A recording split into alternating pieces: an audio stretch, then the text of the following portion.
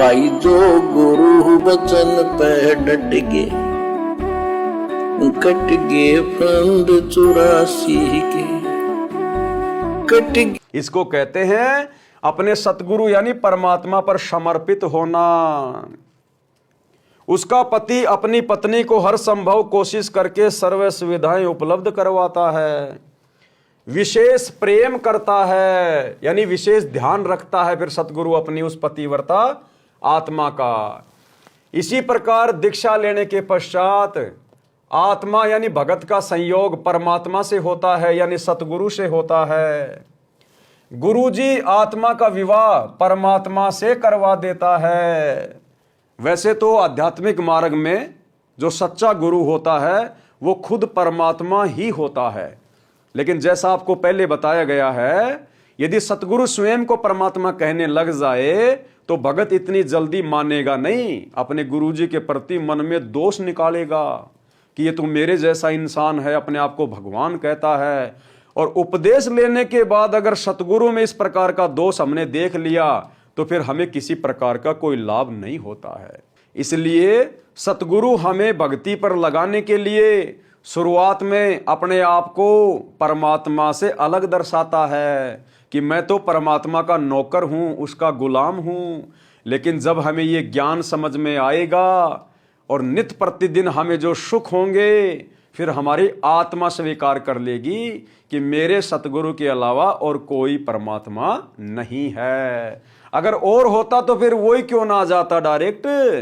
क्या परमात्मा इतना कमजोर है, इतना लाचार है, या खुद आने से परमात्मा डरता है जो अपने किसी एजेंट को भेजेगा? परमात्मा को किसी की मदद की आवश्यकता नहीं पड़ती है। तो सतगुरु अपने आप को छुपाकर ही कहते हैं, ज्ञान देते हैं। गुरुजी आत्मा का विवाह परमात्मा से करवा देता है यानी परमात्मा से कनेक्शन जोड़ देता है नाम दीक्षा देकर।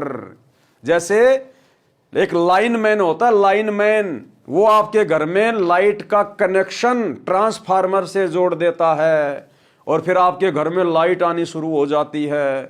आपके पंखे भी चलते हैं, लाइट भी जलती है, मिक्सी भी चलती है, आप जी आटा भी पीस लेते हैं। क्यों? क्योंकि लाइनमैन ने आपके घर का कनेक्शन ट्रांसफार्मर से जोड़ दिया है।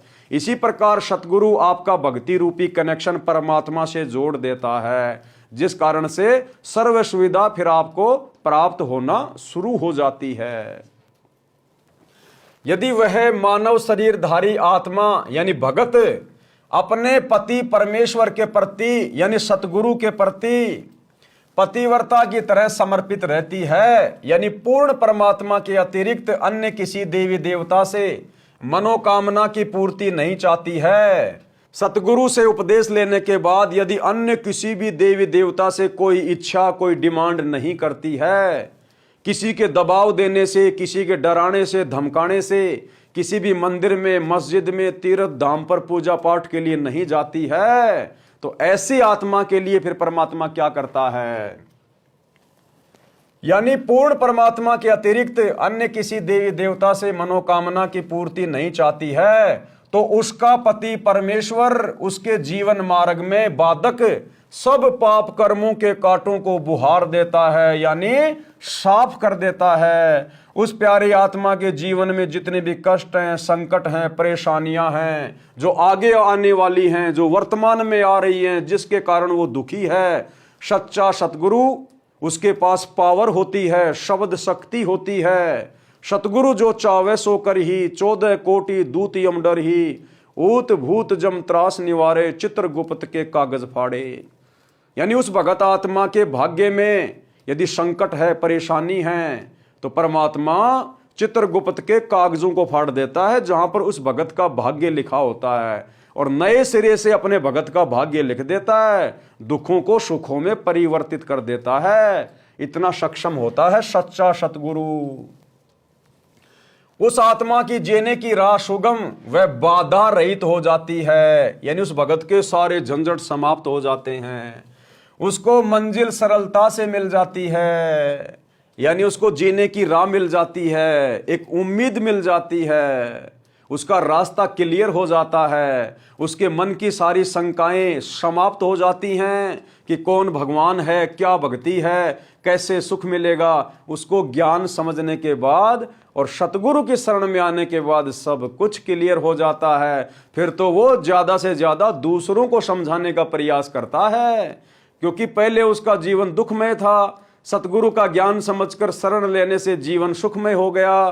फिर वो अपने रिश्तेदारों को, यार दोस्तों को, जो उन्हीं परंपराओं में उलझे हुए हैं, रीति रिवाजों में, देवी देवताओं की भक्ति में, वो फिर उनको भी सुलझाने का प्रयास करता है। उस आत्मा के लिए परमात्मा क्या करता है, उसको संत गरीबदास जी ने परमेश्वर कबीर जी से प्राप्त ज्ञान को इस प्रकार बताया है। गरीब पतिव्रता जमीन पर ज्यों ज्यों धर है पांव, समर्थ झाड़ू देत है ना कांटा लग जाओ। यानी ऐसी भगत आत्मा जो अपने सतगुरु पर समर्पित हो जाती है, अन्य देवी देवताओं का शौपन में भी ध्यान नहीं करती है, कोई डिमांड नहीं करती, उनकी पूजा नहीं करती है।